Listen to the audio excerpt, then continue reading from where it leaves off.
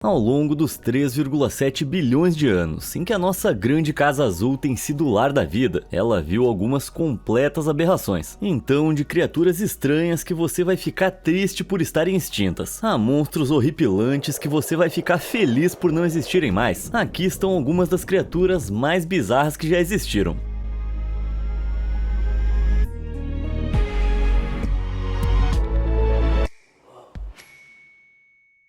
Macacavalo. Cavalos são engraçados. Quanto mais eu observo, mais estranhos eles parecem. E sabe o que mais eu acho perturbador? Os gorilas. Então eu certamente ia detestar se existisse algum tipo híbrido dos dois. Bom, o fato é que isso existiu, mas felizmente a gente perdeu isso por alguns milhões de anos. O Anisodon, conhecido anteriormente como Calicotherium grande, era um mamífero pré-histórico com um corpo enorme de cavalo e gorila. Essas feras pesavam tanto quanto uma vaca de hoje em dia e atingiam 1,80 m de altura, ativo durante o período Mioceno tardio, entre 5 e 23 milhões de anos atrás. Essa família de aberrações era nativa da Europa, onde eles pastavam na vegetação. O Anisodon tinha pernas traseiras curtas com cascos, tipo um cavalo de hoje, mas seus antebraços eram longos e fortes, como os de um gorila. Em vez de cascos, os braços terminavam com garras afiadas que eram dobradas para dentro enquanto ele andava. Então ele se apoiava sobre os nós dos dedos, que nem um macaco, e você não ia querer dar de cara com um desses,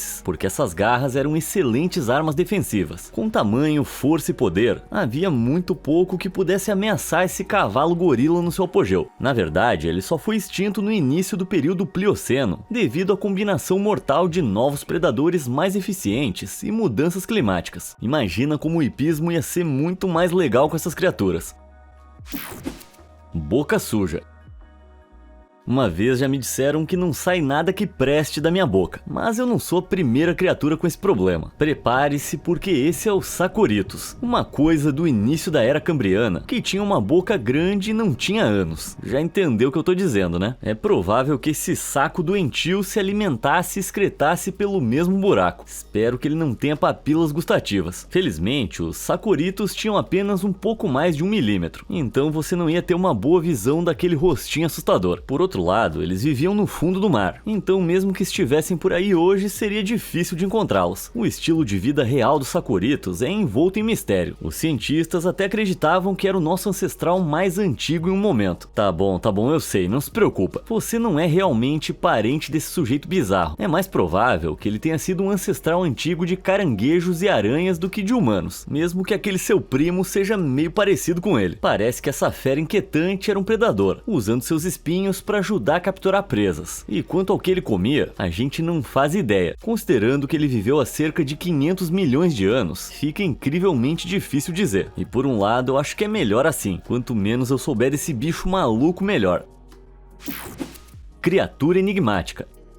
Nos mares antigos da Era Cambriana Média, nadava uma criatura tão peculiar que desafiou a classificação por anos. 5 olhos em forma de cogumelo, uma boca virada para trás e um tronco segmentado com uma garra na ponta. Eu tô falando da Opabínia, um erro da natureza de pouco mais de 7 centímetros de comprimento. Há a teoria de que essa criatura marinha de corpo mole era um alimentador de fundo, então ela pode ter nadado pelo fundo do oceano, usando aquele tronco com garras para pegar pequenas presas como vermes, e então levá-las à boca. Enquanto cientistas ainda debatem a classificação da Opabínia, o pensamento atual é que ela foi um ancestral muito antigo dos artrópodes, um grupo ao qual os insetos e crustáceos pertencem. E não dá para realmente culpar os especialistas por não saberem onde colocar essa coisa. É só olhar para ela, né? E de maneira infame, quando a espécie foi descrita pela primeira vez em uma apresentação em 1975, foi recebida com risadas histéricas dos cientistas. E eu nem acho que seja tão engraçado assim. As Opabíneas provavelmente foram extintas no final da Era Cambriana por conta de mudanças ambientais, privando o mundo de uma das suas criaturas mais confusas. Descanse em paz, sua esquisitona. Ornitorrincossauro.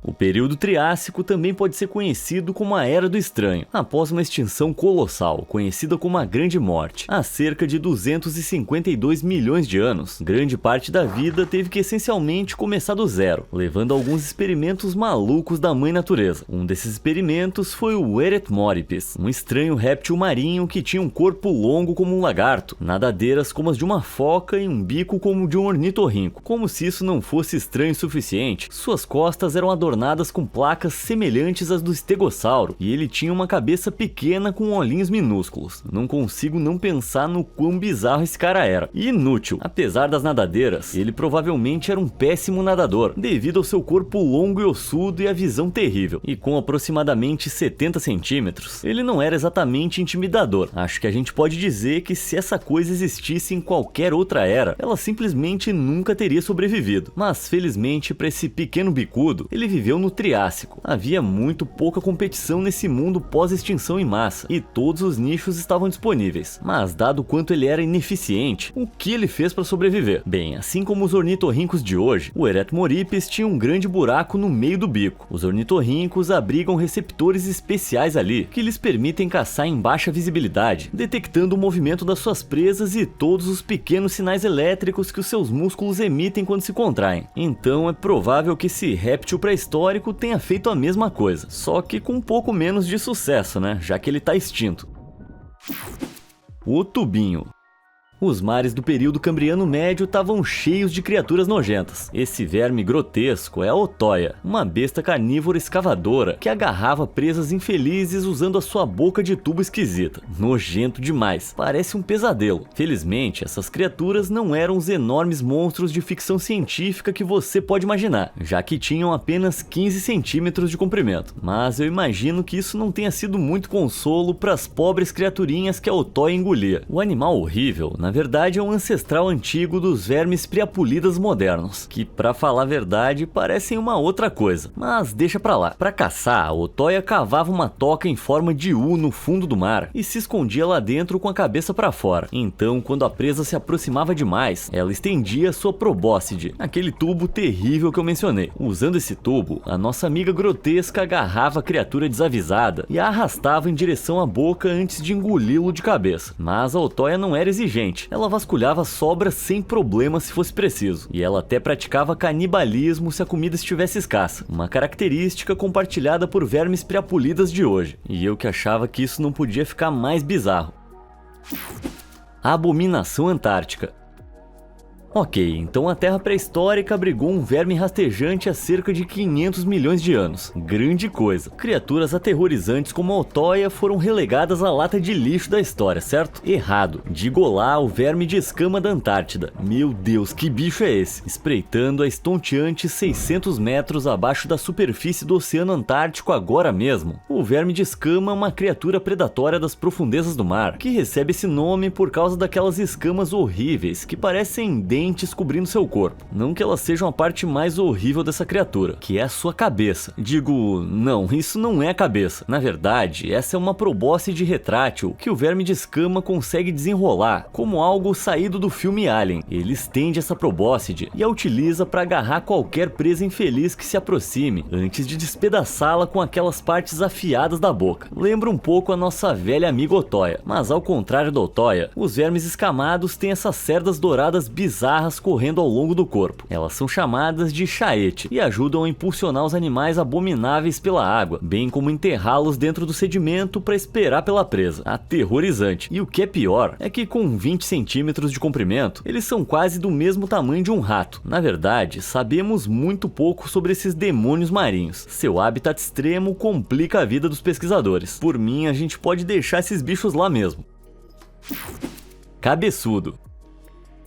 Os pterossauros são bestas pré-históricas icônicas. Esses répteis super impressionantes desenvolveram o poder de voar e foram predominantes durante o reinado dos dinossauros, mas alguns deles eram um pouco menos impressionantes e um pouco mais improváveis. Esse é o Dimorphodon. Apesar de ter esse nome de Transformer, essa criatura de aparência incomum era um pterossauro do início do período Jurássico, cerca de 200 a 145 milhões de anos atrás. Ao contrário de outros pterossauros, os Dimorphodons tinham cabeças enormes que ocupavam quase 1/3 do seu comprimento de 1 metro. Por causa disso, os cientistas acham que eles podem não ter sido voadores muito habilidosos. Suas cabeças grandes, além de uma envergadura relativamente curta, significavam que em vez de voar por longas distâncias, eles provavelmente dependiam de curtos períodos no ar, parando de árvore em árvore. Claro, eles provavelmente eram ótimos escaladores e conseguiam andar no chão de maneira competente, mas isso não é tão impressionante quando se compara a voar, nativo do que hoje é a América do Norte e Europa, o Dimorphodon teria abocanhado pequenos vertebrados, insetos e qualquer carniça que encontrasse. Usando seus olhos enormes, ele seria capaz de espiar presas em potencial do alto das copas das árvores. E quando via algo, ele voava para baixo e agarrava, usando a sua mandíbula especializada. Dimorphodon significa dentes de duas formas. No topo da sua boca havia dentes longos com bordas serrilhadas, provavelmente projetados para capturar presas. E no fundo havia dentes mais curtos, para moer até virar gosma. Impressionante para uma criatura tão cabeçuda.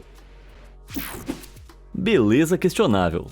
A natureza experimentou muito antes de acertar com o elefante. Seus muitos equivalentes pré-históricos eram meio bizarros, para dizer o mínimo. Presas viradas para trás, presas quádruplas, era um design claramente em andamento. Mas o mais estranho de todos foi provavelmente o Platybelodon, um elefante com uma boca gigante. Esse mamífero com cara de pá viveu durante o período do Mioceno Médio na África, Ásia, América do Norte e Cáucaso, e era um pouco menor do que os elefantes modernos. Os Platybelodons atingiam mais ou menos 3 metros de altura e pesavam até 3 toneladas, enquanto os elefantes africanos podem atingir 7 metros de altura e pesar 7 toneladas. Mas beleza, eu já sei o que você quer saber. Qual é o problema com essa cara estranha? Não fica triste, bichinho, todo mundo questiona a minha cara também. Bem, os pesquisadores acreditavam que esses caras moravam em pântanos, então a teoria era que essa fera usava suas presas achatadas para arrancar a vegetação do pântano e levá-la até sua boca. Uma ideia sensata,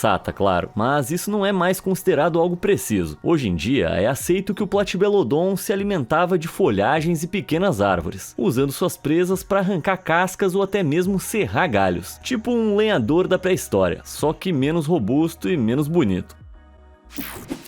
Megafauna marinha.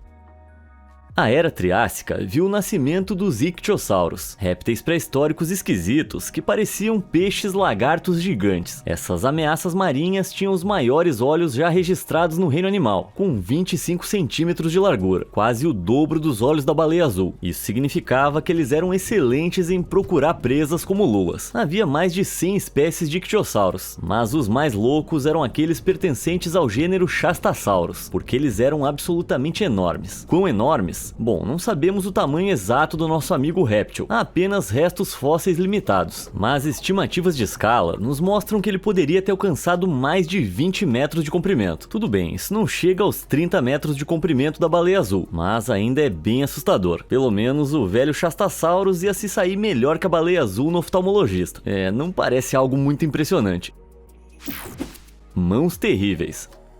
Em 1965, uma equipe de pesquisa na Mongólia descobriu esse fóssil horripilante. Com aproximadamente 2 metros de comprimento, estes são os maiores braços de qualquer dinossauro já encontrados. Para colocar isso em contexto, isso significa que cada um deles tem o mesmo tamanho de Robert Wadlow, o homem mais alto que já viveu. Naturalmente, o pensamento imediato das pessoas foi de que os ossos do braço pertenciam a algum monstro predador aterrorizante, um carnívoro de pesadelo, que agarrava sua presa e a despedaçava com as próprias mãos. Porém, a realidade viria a ser ainda mais estranha. Na verdade, os ossos pertenciam a algo chamado Deinocheirus, e era o dinossauro mais bizarro de todos os tempos. Esse onívoro do Cretáceo tardio tinha 5 metros de altura e cerca de 10 metros de comprimento, mais longo do que um ônibus de Londres. Coberto por penas, ele ostentava um bico de pato estranho, corcunda irregular, barriga de cerveja e pescoço longo. Então ele não era apenas enorme, mas bem desengonçado. Não que ele se importasse.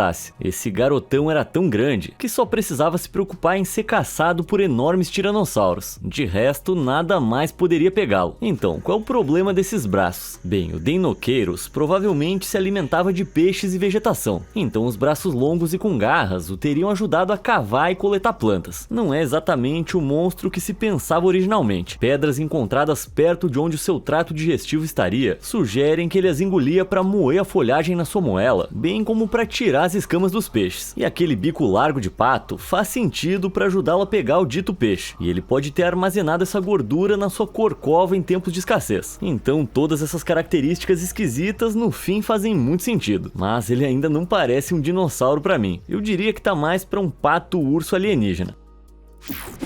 O camarão anormal.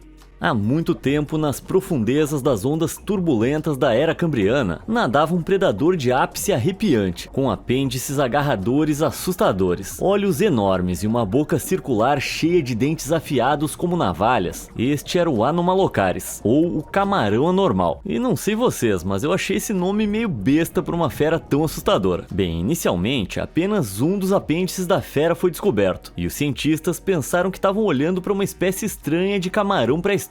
Hoje em dia, eles estão mais informados, e sabemos que, embora o Anomalocaris tenha sido um artrópode primitivo, ele não era um camarão. Para começar, um camarão não seria capaz de morder o seu dedo. Acreditava-se que ele caçava trilobitas no fundo do mar, mas provavelmente essa coisa caçava organismos de corpo mole, como vermes. Ele pegava criaturas desavisadas usando suas garras e as colocava diretamente na boca, onde seriam trituradas. Além disso, o sujeito anormal tinha uma das melhores visões já conhecidas, superada apenas pela libélula. E isso ajudou Anomalocaris a se tornar um dos primeiros super predadores, dominando as águas com a sua visão incrível e velocidade hábil. Isso teria forçado outras criaturas a se adaptarem para sobreviver, e provavelmente ajudou a dar início à corrida armamentista evolutiva entre predador e presa, que viria a moldar a vida na Terra. Caramba, o negócio foi sério mesmo. Especula-se que esse pseudo-camarão atingia comprimentos de aproximadamente 30 centímetros, isso sem incluir os seus apêndices e a cauda. Apesar de não parecer muito grande, a gente tá falando de meio bilhão de anos atrás, então era um dos maiores seres vivos da época, e eu fico muito feliz em viver nesse momento. Com esse meu corpo flácido, eu não ia durar nada no Cambriano com esses caras por perto.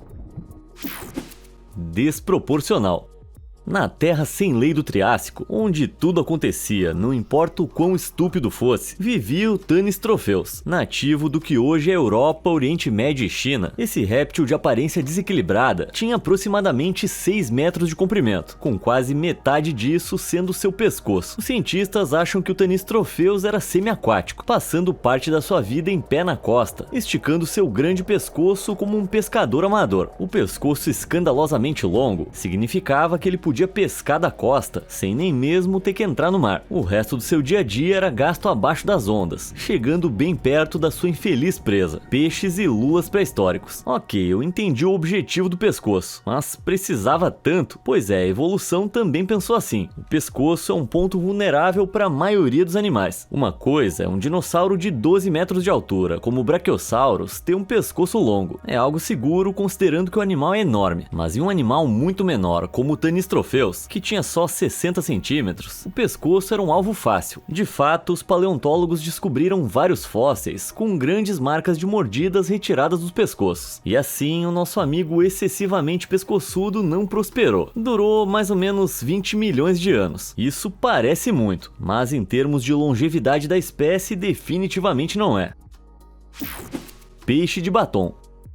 E agora a gente vai pular novamente para os dias modernos, o que não significa que vai ficar menos estranho. Nas águas que cercam as Ilhas Galápagos, vive o que eu só posso descrever como um peixe-sapo goblin com preenchimento labial. Acho que eu tô exagerando? Olha isso, esse é o peixe-morcego de lábios vermelhos, e ele tem uma aparência super desconfortável. Essa criatura de 25 centímetros prefere ficar no fundo do oceano, onde pode andar usando nadadeiras semelhantes a pernas. Sim, esse peixe prefere andar. Se ele decidir nadar, essas nadadeiras se abrem para os lados que nem asas, e ele se move lentamente para frente com um movimento estranho de balanço. Quem é que já tinha ouvido falar de um peixe que é péssimo em nadar? E esse narigão? Bom, na verdade, isso não é um nariz. Em vez de conseguir perseguir a sua presa, ele emite uma espécie de isca química dessa protuberância, que atrai camarões, moluscos e peixes menores para ele devorar. Tá, e esses grandes lábios vermelhos que deram um nome a ele? Para que servem? Na verdade, não se sabe. Alguns pesquisadores acreditam que esses lábios rosados são usados para atrair parceiros, mas é preciso mais trabalho para descobrir a verdade. Só sei que essa boca os deixa muito glamurosos. Nome equivocado.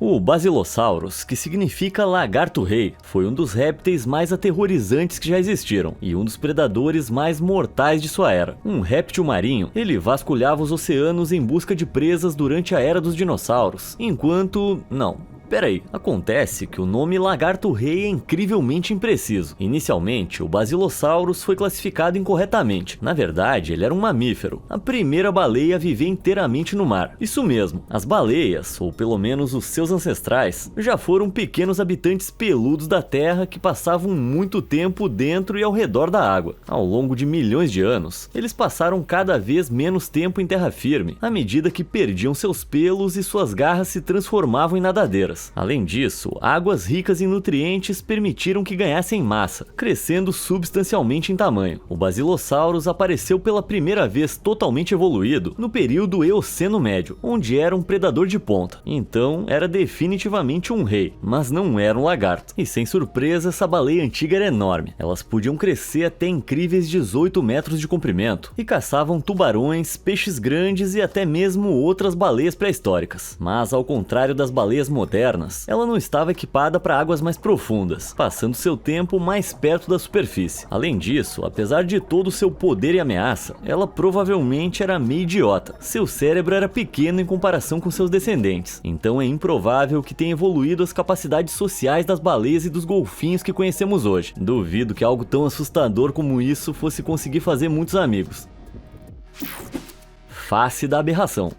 Ok, agora a gente volta pro Triássico para ver outro esquisitão. O Atopodentatus foi o primeiro réptil marinho conhecido por ser herbívoro, mas eu aposto que as primeiras coisas que chamaram sua atenção foi o seu corpo ondulado de 3 metros de comprimento e esse rosto em forma de martelo. Acredita-se que o formato peculiar permitia que o Atopodentatus raspasse efetivamente algas e vegetação do fundo do mar, usando longas fileiras de pequenos dentes semelhantes a um cinzel. Depois de sugar a larva, os dentes agiriam como um filtro, permitindo que a água fosse empurrada para fora de sua boca, enquanto mantinha comida dentro. Originalmente, os pesquisadores estavam convencidos de que esse cara parecia ainda mais anormal. Em vez de uma cabeça de martelo, foi sugerido que ela tivesse mais o formato da de um flamingo, com dentes tipo zíper no meio. E isso é estranhamente assustador. Acontece que esse não era o caso. O primeiro crânio de Atopodentatus que foi descoberto foi esmagado e deformado, dando uma falsa impressão. Não que a coisa real seja muito menos estranha. Embora tenha passado a maior parte da sua vida na água, também era perfeitamente capaz de passar o tempo em terra, embora corresse o risco de ser comido por grandes arcossauros. Verdade seja dita, ele também não se saiu muito melhor nos mares. Ele não tinha uma maneira adequada de se defender dos ictiossauros. A espécie foi extinta após apenas 7 milhões de anos. E fraco demais.